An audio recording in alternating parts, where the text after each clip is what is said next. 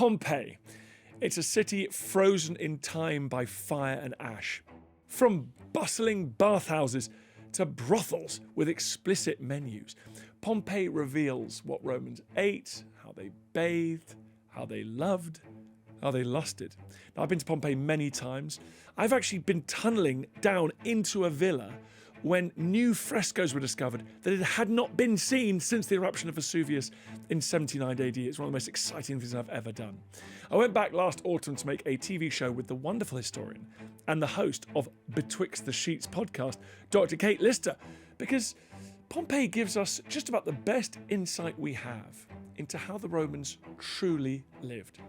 So Kate is joining me today on this episode of Dan Snow's History to unravel some of the mysteries of Pompeii and its infamous graffitied walls. We're going to really dive into what the remains and the ruins tell us about Roman life, their leisure time, how they used Pompeii as a place to relax, unwind, and indulge their desires.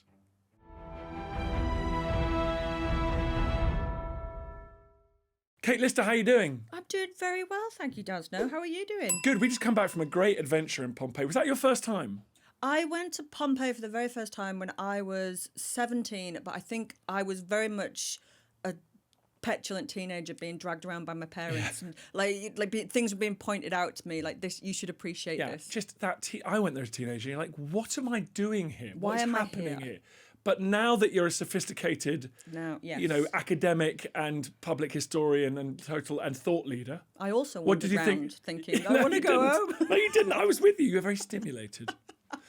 Tell us, what do you think about it? It's amazing. It's absolutely incredible. It's such a surreal place to be because it's not like a museum where a group of historians have got together and gone, I think this is what a Roman place would look like. It's actually the city where they lived, and you really do. You walk in their streets. This is their houses. You can go into their homes. It is very eerie to be there, I think. Yeah, I often, people are drawn to the sort of the box office bits, like the particular murals or frescoes or statues. For me, it's the whole thing is so mind blowing. You're in a Roman city, in a reasonable state of maintenance. And you just get a sense from the streets and the buildings and the layout.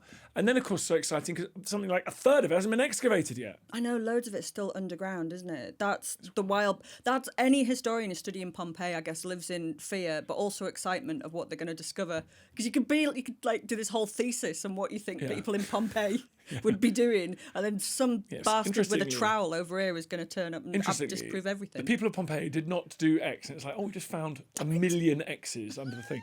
But I can't believe that anyone isn't a historian. I mean, I wish I could reboot my life and just specialise in Pompeii. The rest of us all like snuffling about for like meagre rewards in the archives, and it's just like, here we go. We just uncovered a whole nearly complete Roman house. It's amazing, isn't it? Extraordinary. And what's great about it is that you and I were there. It's fun to. There's different zones, isn't there? There's residential. There's food and bev. We might call it now. Worshipping places, bathing places. Place for politics. Lots of walking in Pompeii. Lots of walking. Oh, there's so much walking in Pompeii to be done. But that's actually a really good point. I always say to people, if you're going to don't go in the summer, and wear walking shoes because it is brutal. I wore the stupidest shoes. I don't want to say anything. Do you know what? They weren't stupid for if you were just walking around London. Of course they weren't stupid. They're lovely shoes. They were very nice shoes. I just mean they weren't ideal for Pompeii. They had a rather chunky platform wedge to the sandals, and they would have been fine for walking around any city, but Pompeii is a different beast altogether. Because you've got the volcanic, it's all made out of that volcanic rock, and it's the big sort of paving stones that are slightly uneven on the streets, aren't they? And you're always hopping down on the curbs are very high. Yeah. Because as we learned, those streets would have been filled with Yeah. Because it doesn't really imagine the summer. It would have been awful, wouldn't it? Just animal waste, human waste, food, just all being chucked into the streets and free flowing. Amazing. So but you're always, as a visitor today, you're always kind of clambering up and down. It makes. I don't know if I'm sound like an old person, but it's kind of quite an exhausting place to be. It's also very hot in the summer, isn't it? It is hot. It is dusty. It is. So, they will have about half an hour of footage of me just falling over in those stupid shoes because I just kept stacking it completely. It's a miracle that I was vertical for the rest of it, but it's difficult to walk in. It's hot. It's dusty. There are midges there as well, so you've got to be quite hardy, I think. but and all the time you've got that amazing vista in the background. You've got Vesuvius with a sort of central cone blown out in that enormous eruption that we'll probably talk about, the one that would destroy Pompeii or preserve Pompeii, however you want to look at it. First of all, I guess let's talk about the kind of character of Pompeii. We mentioned the climate. It is hot. It's lovely. It was on the Bay of Naples. That's the thing I had to get my head around. It's not just Pompeii. It's not even just Herculaneum and Pompeii. There are other settlements that were covered over. It was the Hamptons. It was the sandbanks in Bournemouth of the Roman elite. There were these villas all around the Bay of Naples. And 1,000 of them were covered up, and they've only excavated a couple of them. They're all there today, just underneath all that modern settlement. So Pompeii was a sort of holiday town. It was where the posh people went to kick their knees up and to have a good time. And yeah, I mean, it's on the coast. It's very beautiful, and it must have been where rich people would go. Maybe not for a day out, probably a bit longer than that. But yeah, it had a big thriving tourist industry. And I guess that's not surprising because obviously the famous Amalfi Coast is just around the corner. Positive, that's where everyone goes on their honeymoon stay. So it's still got that character.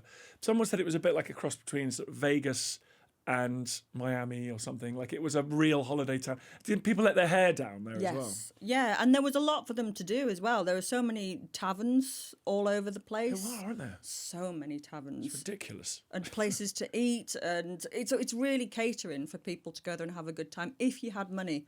That was one of the things that struck me about being there. I never saw the middle bit. It's just like there was this palaces and palatial environments of people that had so much money it made your eyes water, or people living in hovels. The wealth disparity was really stark. And what I found you're right, because we went to a few of those places, and what's interesting, sometimes it's on the same block, so there'll be like a really rich house, and it's grown organically, I suppose. He or she have bought their neighbours out, but then there'll be like a blacksmith's. There'll be a smithy, and then like a tiny little dwelling right in amongst that same. So it must have been quite intense and noisy and well, to a certain extent confusing. You wouldn't necessarily know you were in a smart part of town or not. And that's all the rich houses had really high levels of security, didn't they? To keep the oipoloi out, obviously. That their windows were really high to stop people nicking all of their stuff. And we were lucky enough to see some really, we saw some new excavation that was really cool. I'll never forget seeing those handprints on the wall. Do you see those handprints on the wall that kids had drawn around their hands in charcoal? When did you see that? I think maybe you were at the baths that day. So these kids had drawn, and they've just uncovered them. And if you think about it, that means it probably hadn't, between the kids doing that and the eruption of Vesuvius, it probably hadn't rained or anything. So it could have been days, weeks, or hours. And there was also next to those hands, there were some sort of little childlike graffiti of gladiators fighting as well. I didn't see that. I amazing. Missed that one. But there's lots of eerie things like that, like the bread that they've got that was put into the ovens the morning of the eruption and that's been preserved. That's quite eerie. Like it was never eaten, it was never touched. It was obviously put in almost immediately before the thing happened. We were very lucky because we got shown to some of those back areas that the storage, because I think the buildings are special, but they're like skeletons, aren't they? You forget that, don't you? Yeah. That obviously when they've excavated it, they've taken a load of stuff out because they found things in there. And what you're looking at, what people are allowed to look round, because let's face it, we would steal things if we were allowed to. So they have to take everything out and put them in special places where people like us can't steal them. What you're looking at when you're walking around is basically the shell of it. All of the treasures and the things that they found are kept in it wasn't a museum, it was like a storehouse in the centre, wasn't it? And we were lucky enough to go and have a look around it. And it's just literally, it's shelves really close together, absolutely stuffed with these artefacts. I felt terrified being in there. Terrified of being in there. Like, it's just wall-to-wall glass, boxes, things that they found thousands of years old. Cooking utensils. And one false move, one stumble, one sneeze, and I could smash this. But there were sort of things that you would put as a centerpiece of a dining table. Yeah. And if we found that in a field outside Leeds in this country, we'd build a separate museum for that object. We would go bonkers. And in there, they just had shelves and shelves that are like, oh, more of this. And it looks so new as well. That was the thing I couldn't quite get my head around. It's like you're looking at bottles that they found, and there was a big wooden box that I didn't look in it, I promise. But like if someone said that's 20 years old, 10 years old, made Oh, it yesterday, you'd believe them. Absolutely. Then there was that earthenware jug that had all those eggs in it. The eggs had obviously baked, and the shells had cracked, but they were all still there.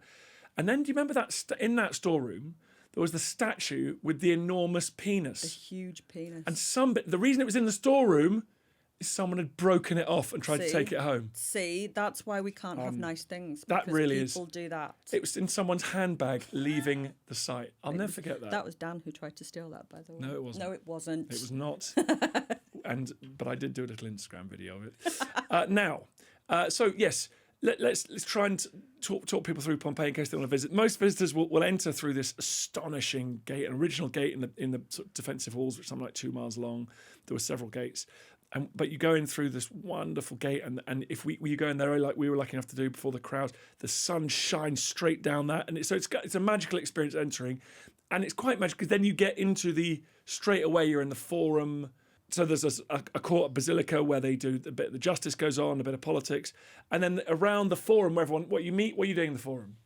What did I do in the forum? No, what does one do if you're an ancient Roman in the forum? Well, ideally you'd be a man, because I did learn that looking round, is that most women were just supposed to stay at home and out of the way. But the forum was the place where the politicians and the local officials would meet and have discussions and thoughts and do business. And all around that would have been people trading, catering to them. A lot of gossip. It's Yeah, a that lot of funny thing gossip. that men like to say we don't gossip. Oh, you It's gossip so much. You gossip so much. You gossip the whole so much. The whole forum idea is based around the idea of gossiping. There's so much gossiping that goes on. But it was incredible to see it, because when you're filming, you want to try and get there before it's opened. And it opens at 9. So what time did we have to be there? Was it 7? We were there. Yeah, we were there at We were 7. knocking on the door as soon as they let us in. And it was, it's very difficult for me to give a stuff about the Romans at 7 a.m. But being there, that was incredible when it's completely empty and the sun is coming up. There's temples around that forum. There is a slave market there. That was interesting. Yeah, that was grim, wasn't it? Yeah, that was very interesting. It was very prominent. And there you got the Via Abundanza, which is called the Road of Abundance. That's a modern name for it, with lots of commercial properties, loads of shops, loads of stores, and just bars, as you say, bars and taverns everywhere. Because they would eat on the way home. That was something else that I learnt when we were in Pompeii, is that rich people would eat at home. They'd have people to cook for them. Poor people wouldn't have the facilities to do it because they would live just in a one-roomed establishment. So they would be buying food on their way home. So I thought in terms of public spaces, I think the forum's extraordinary and the buildings around the forum. And then you go down the Via Abundanza and look at the shops, but it's the baths are amazing. In the actual baths themselves, yeah, that's impressive when you go in there, because they're divided by sex. You've got men's baths and you've got the women's baths. And the men's baths it's got quite it's weird to say like a masculine vibe about it, but it's like the images on the wall and the frescoes, there's sort of like nude men with big muscles and tiny penises all over the place.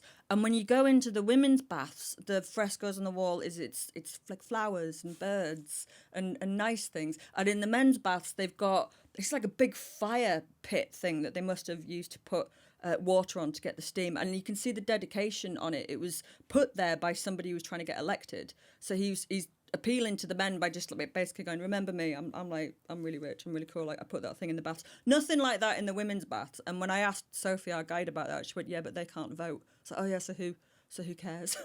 Amazing. Yeah, you're right. That's one of the very useful things about Pompeii anyway, is that unlike ancient Egypt, the whole place is full of inscriptions of this is who I am. Yeah. This is the year. This is who's the emperor. This is what I'm trying to achieve. I'd like to get elected to this office. Please enjoy this nice drinking fountain. So for historians and archaeologists, they're like, well, that's quite useful. And graffiti everywhere. Everywhere. That was their version of social media. They're scrolling on walls, on doors, there's so much graffiti around Pompeii. There was that fun one by the walls. I think it was on the north side. It was like, please stop doing your business outside my house. People just defecating on the street, obviously outside this poor person's house, and they just scrawled this massive sign up on the wall. Stop on the floor. Basically. Fair enough. Yeah. So the bars, bars are, of all the Roman customs, that's the one I'd like to get involved in. Well, I thought that too. And when you're looking around, you're like, this actually feels quite familiar and quite modern, because they've got a plunge pool Yep. and they've got a hot room and they've got another hotter room, and like you move through them and it sounds all lovely until you realise they don't have any plumbing system in there. It's all the same water being recycled again and again and again. So Well, it's that is yeah. that's not something. That's not something, is it? But I That's thought horrible. the idea of the community coming together, like they do a bit of work in the morning, and then you go and all meet up for a chat and a hangout. Go and have a shower with your mates. Yeah, I like that. I quite like that too, but I'm into it. they were very important to them, the baths. It was Yeah. where they would get a lot of business done and a lot of chatting, and you just go and hang out. And I think the baths did feel quite familiar, didn't they? Because we've got leisure centres today and health, like spas and things. I also felt the Palistro, which is that huge, big square, colonnaded square, where you and I spent quite a lot of time, and that was, I think, strangely, a lot of elite kids would go there and have schooling in amongst Yeah. those colonnades and get with their clever Greek, tutors and things.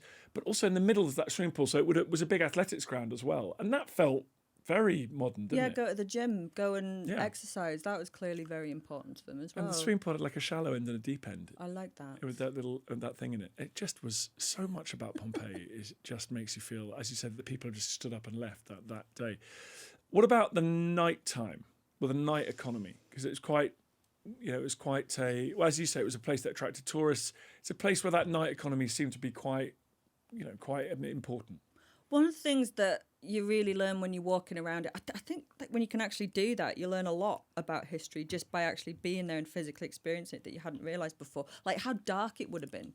That was one of the things that, like, obviously if you think about it, you do realise that. But we were there at night at one point, and it is pitch black. Yeah. You can't see anything in front of you, and we had a few torches and a few lamps. I mean, it must have been terrifying to have gone out and walked about in Pompeii when it was that dark. And there are a lot of records about people getting robbed and that you wouldn't want to go out after dark.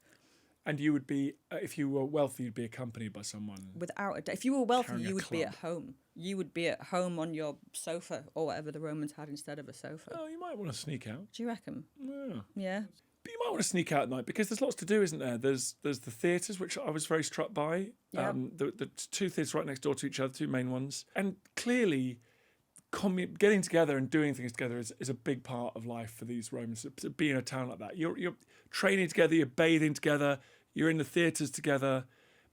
That's something that I feel we're all discussing this moment with our loneliness epidemic. That's something that now feels quite alien to us. There wasn't a lot of privacy in Pompeii. Everything was in on top of one another. I think that would get on my nerves after a while, to be completely honest. Like, you were never, ever alone. It seems like there wasn't any space for anyone. There's no introverts in Pompeii.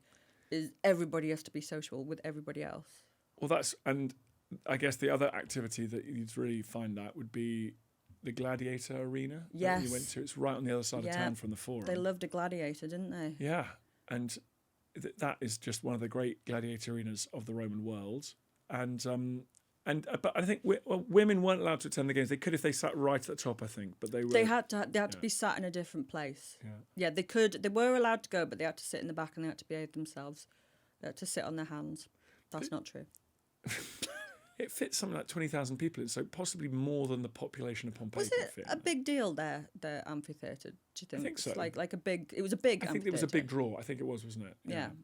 And you get a lot of graffiti around the amphitheatre that tells us how the gladiators were viewed, and they have this kind of celebrity status, even a heartthrob status. There's one that says, "Kresgen, the net fighter, will make the girls sigh."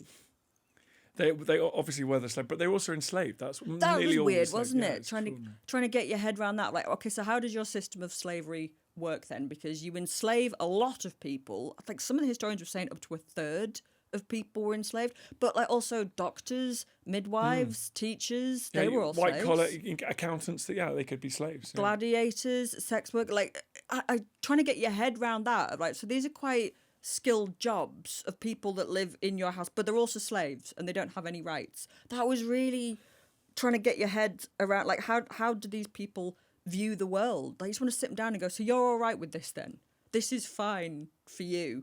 I found that really jarring to try and work out how this system of slavery works for them. There are these places that we think are brothels. Yeah. What you visited a lot of them. Were they out of the way places? Was it something that was kind of shameful? Was it kept a lid on, or was it quite out there? Well, there is one known brothel in Pompeii, and there's quite a lot of historical debate around how do you classify a brothel, not just in Pompeii or in Rome, but any time throughout history. Like, what is the definition of it? And the definition they've come up with is it's a place that has to be used exclusively for the sale of sex. It's got more than one bed in it. It's got these kind of classifications, because obviously you get other places like taverns where someone might have been selling sex out the back, and there's a few of those in Pompeii where some of the graffiti suggests that might have been happening. The brothel is the only known establishment that's all it was doing. It was there to sell sex, and it's the most popular tourist destination in Pompeii. Everybody wants to see it, everybody wants to go, but from a historical point of view, it's a really, really important site, a really important find. It's the only surviving brothel that we have from the ancient world, and even more important than that, it's got graffiti on the walls that were written by the people that work there. So for the first time ever, you get a snapshot into lives that would have absolutely been lost to us had that not happened. And part of the attraction of people of the brothel is that are the frescoes, it's the paintings on the wall. They do have erotic They're not actually that erotic when you look at them. It's kind of... I've seen worse. There are worse in Pompeii. There are worse ones in Pompeii than what's on the brothel. And is the suggestion that people can point and go, can I do that, please? That is what the tour guides tell you, but that's not the case. Okay. No, it's not like it was a menu and people were just pointing out what they wanted. It's more to create an ambiance, a kind of an erotic setting. And when you're actually in there, like, the rooms are kind of sectioned off, but they would have had curtains perhaps covering the doorways, so it would have all been very open and all very present. I mean, there's not much that you can conceal behind a curtain. Like, perhaps you conceal your view, but everyone's aware of what's going on there. We know that when they excavated it, they found things like razor blades, things for cleaning yourselves. So perhaps, the clients were being asked to have a wash before or maybe afterwards. It's 2 stories, but we don't know what the top floor was used for. Maybe the person who owned it or ran it lived up there. We just don't know. We've got a few names of the people that worked there, men and women. Most of them were enslaved, so forced to do this. Some of them seem to have had freeborn names, so they might have just been people trying to make a bit of extra money. But nowhere else in the whole of history do we have the voices of someone who's enslaved and somebody who's a sex worker. That's the only place that we have it. And there was a guy who worked there called Isidorus, and one of the pieces says that he's a great cunt licker. So fair play, Isidorus. But we've also got, they're making fun of clients as well. There's one piece that calls one of the clients Mr. Garlic Farts. Ooh. Which I know. But that's also funny. That's a good joke from 2,000 years ago. There's also a piece of graffiti that says something to the effect of, "Weep girls, my penis now will penetrate men's behinds." So we know that there was a lot of gay sex going on there. There was another person there working there called Mola. Her name appears a few times, but we don't know very much information about these people. But the fact that we know them at all is frankly amazing. And what should we make then of the sexy murals that seem to be in private houses? Do you think they were trying to, that was just artistic fashion, or were they rooms in their private houses where these rich people were trying to create their own little mini brothels? That is an argument that a lot of historians have made. The House of the Veti, it's called. There is one room that has got very, very erotic frescoes in it, and what looks to be a price list. So there's some suggestion that was being used as a brothel, perhaps, or perhaps that was somebody that they were enslaved and made to do that. We just don't know. But also, the thing is like trying to understand what the Romans saw when they saw the things that they looked at and what we see. Is it so different? I mean, if you must have noticed all around Pompeii, there are just cocks on everything. Just penises everywhere. They're on the pavement, they're on the wall, they're in the frescoes. And why? And you're the expert on things like this. Why do people do that? So another thing the tour guides might tell you is that they're pointing towards the brothel. That's not true. That's not true. Like, if you tried to follow those and find a brothel, you would just get hopelessly lost for hours. It looks like they're good luck charms. So they're warding off evil, and there are other cultures and civilizations that do something similar. Egypt, for instance. So it just seems that they were They were good luck charms. And the other thing that you realise when you're walking around Pompeii, or indeed how masculine it is, how macho it is, that it's a really bros culture. They didn't think an awful lot of women, and they had to stay home most of the time. You don't get vulvas around Pompeii. They've got this huge love of penises, not one vulva to be found. Yeah, so that's men carving them for men, as it were. This is not women just going, oh, I love a penis. There are penises drawn on the women's baths, on the walls of women's baths. Really big penises as well.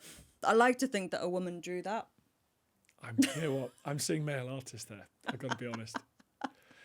What are the penises and the frescoes and the fact there is at least one brothel?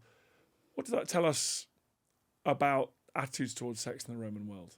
They clearly had very different attitudes to our own. And you can tell that by how shocked we are by Pompeii. The Victorians really freaked out when they started excavating it. They were absolutely horrified about all this smut and all the penises that they were finding. They locked it all up in a secret room in the Museum of Naples. But even today, the fact that we're so fascinated by it, like, oh my God, look, it's a penis, that statue's got a massive penis, it's a brothel.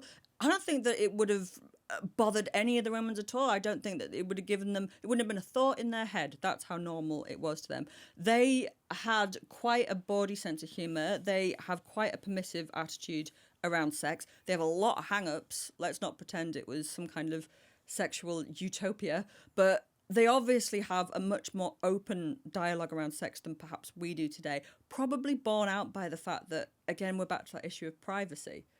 You know, like the idea, if you have your own bedroom and if you have your own space, that is a very modern phenomenon. That is a luxury that our ancestors could only have dreamt of. And if you are all living piled in on top of one another, naked bodies, sex, these kind of things are going to have a much more immediate presence than they do when we try and lock everything away. So they have, obviously, they're very, very different attitudes to sex than we have today. You mentioned the brothel, and everyone wants to see that, but everybody who visits Pompeii wants to see the plaster casts of the bodies as well. Yes.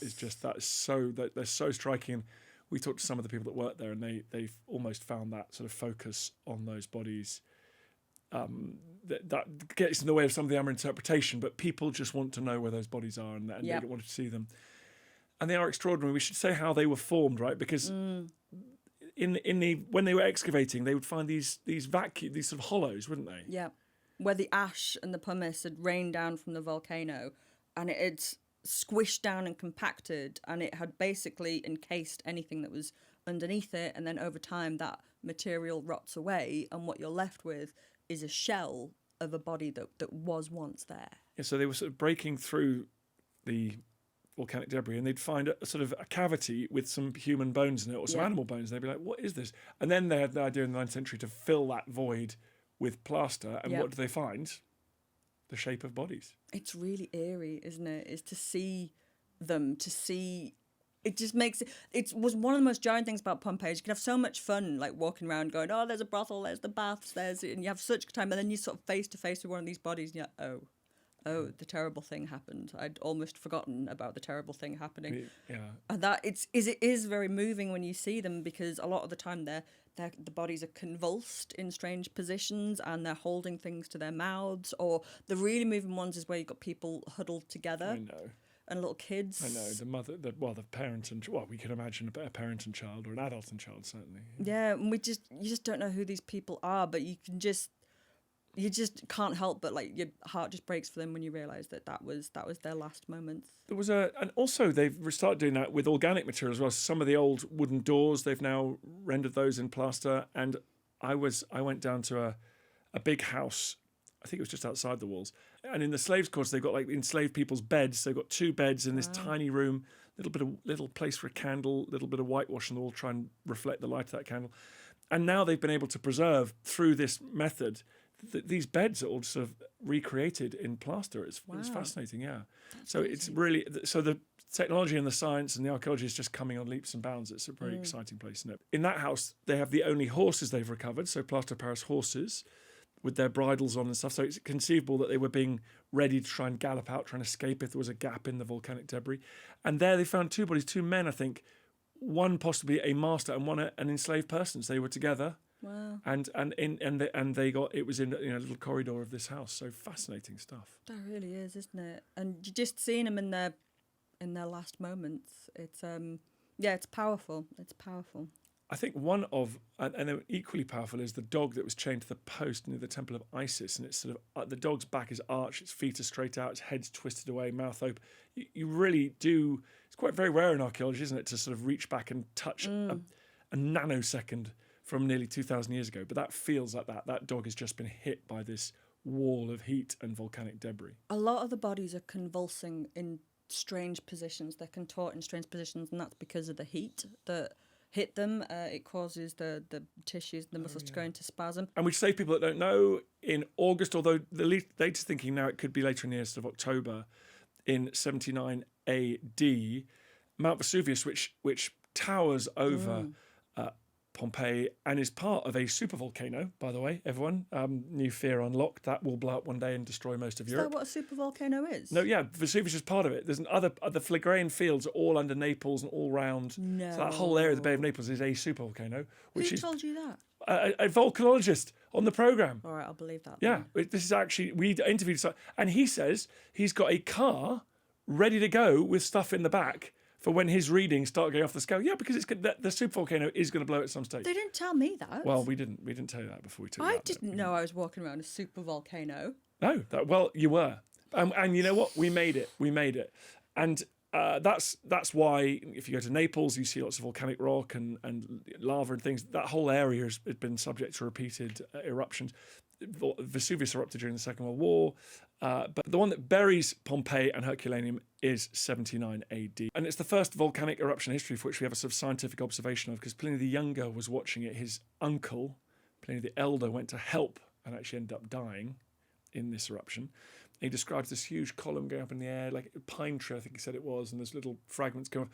And then Pompeii was subjected to a rain of pumice and ash, and some bombs. Remember those volcanic bombs? Like bigger rocks that are superheated and just land like a mortar bomb on there. It would have all been really bad news, because like when you pick the pumice up, it doesn't feel that heavy, does it? And you could be forgiven for a moment, thinking, this will be all right. This will be all right. Well, I think that's why lots of people stayed, because they thought all of my life, all of my possessions. Then there was a few hours when pumice was building up on roofs and they were collapsing and the streets were filling up. And I think people were making that. Lots of people went down. We know in Herculaneum they went down to the water and many perished. Are you going to risk it? Are you going to go for it? But are you going to? And that indeed some ships in the Bay of Naples came to help people, but then they were sunk by these rocks landing on them, and pumice was floating on the surface of the Bay of Naples, they thought. And it's really thick, isn't it? It's like meters really and thick. meters. So you could sort of almost drown in pumice. And then volcanic ash falling. I think there's a little tsunami as well.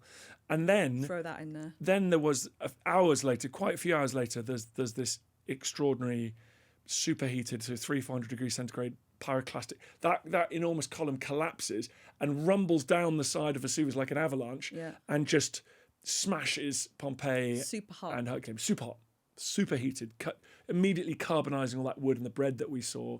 I saw that also grass there was a lawn which they've preserved, and it's just blackened grass. So do you think when the time actually came, so these poor buggers, it's just awful in that moment of like, would you stay, would you go, would you risk it, or would you go back to your house, because they don't know what's happening or what's coming? So I could see why you'd go, I'm just gonna go back to my house. Obviously the best option was to leg it.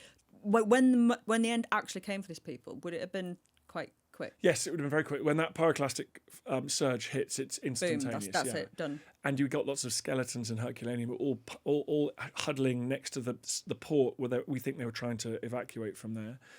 But what's also really interesting is there's Roman settlements that survive up.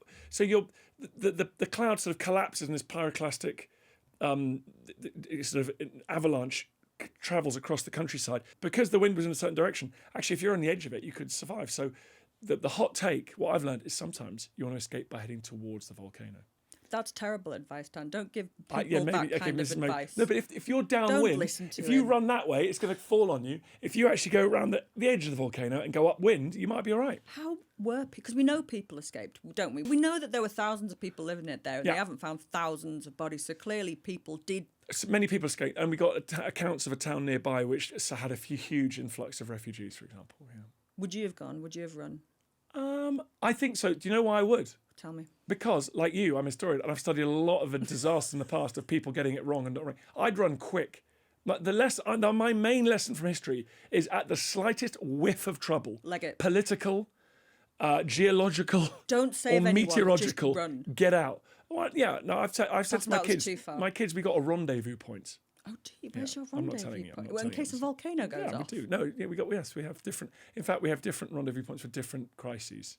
Tsunami. Is this true? Yes. I told my kids we go to the highest point in the New Forest where I got the Ordnance Survey map out. It's not very high, and we're going to go and stand there if there's a tsunami. And what if there's an earthquake? Well, I don't have a plan for that. What do you have planned for Thursdays? I have a plan for Vikings. All right. Anyways, that's not what this podcast's about. Did they know it was a volcano? It's a good question. They knew it was a geologically active area because there's the Phlegraean fields, the earthquake. In fact, there'd been the earthquake right before. Yeah, they were still repairing from that, weren't they? They were must have been fuming. They must have been fuming. And it's thought, well, because there's a big, almost imperial sort of royal villa / palace quite near Pompeii that was also covered. And they think that might not have been used at the time because they could have been repairing it from the earthquake. Yeah. So, yeah, some of the rich people may have stayed away. But, yeah, so I guess they knew it was an area of, but they didn't know about plate tectonics. They didn't know about geological time. No. They didn't have a safety plan, did they? Yeah. No. And look what happened. As someone who visited for the first time as an adult, what was the one thing you take away? Wear sensible shoes. Don't be wearing silly fashion shoes. If you're going to go later in the day, I think, because everybody tries to get there at 9, but by 5, 6, it's actually cleared out quite a lot. If it's what I learnt about the Romans, I learned how difficult it is to walk around their city. Yeah. That was quite a moment. And that when we were putting on togas, when the toga expert came along to put togas on us, I hadn't realised how much balance was involved in that. Because it's not pinned. It's like it's all draped over you. Yes, so that's true. You have to stand in a way that keeps it all together. You have to be like, have a good core muscle and you can't be messing around and trying to walk wearing that. I learned that bakeries were horrible places to work. Horrible places to work. Hadn't realised that. Yeah. I thought that would be quite lovely. Yeah, fresh bread. Artisanal bakery. Yeah, but it was awful. The air was thick with flour as you were pushing that millstone thing round. I learned that there are diseases that you can get when you're inside a volcano. I learned that. And the name of the disease, if I can get this right, pneumonia ultramicroscopic silicovolcanoconiosis. Where did that come from? That was amazing. And is that a lung? That's a lung illness that you get from volcanoes. Right. See, I went into the crater and no one mentioned that. Well, no one mentioned that it's an ultra volcano to me either. True. So we were both lied to. In the same way that you went to the bakery, I went to the laundry and I learned about how the enslaved people had to use urine to clean things. They were really minging, weren't they? Really disgusting places, and hot and enclosed, and in the back, there'd be these huge big tubs, and you got in there with your feet and had to stamp them down for hours and hours on end. I mean, it was like They made me eat fish sauce. Oh, they did. Yeah, that was good. That was that garum that the Romans go on and on and on and on about, which is effectively a rotted fish sauce. And I was given the opportunity to try it. And I had it in my head that it can't be as disgusting as it sounds because the Romans were nuts for this stuff. And Pompeii made loads of it. They exported it. Famous. So I had this idea that when you tasted it, it would actually be like, oh my God, that's a revelation. No, it's not. No, it's not. It was like cat food. It was awful. It's Italian food, folks. Before tomatoes, potatoes, before the Americas, the Italian food, not great. It really wasn't great. Nice desserts, though. The desserts were good. There was that cheesecake thing that we tried. That was nice. That was all right. But my whole mouth tasted of rotten fish by that point, so everything was horrible. Well, anyway, Kate, thanks for sharing that with us. You're welcome. Thanks very much for coming on the podcast. A pleasure. Thanks so much for joining me. Make sure to hit subscribe to get more from me every Friday. If you want more from Kate, and who doesn't, check out her podcast, Betwixt the Sheets. It's available wherever you get your podcasts. See you next time.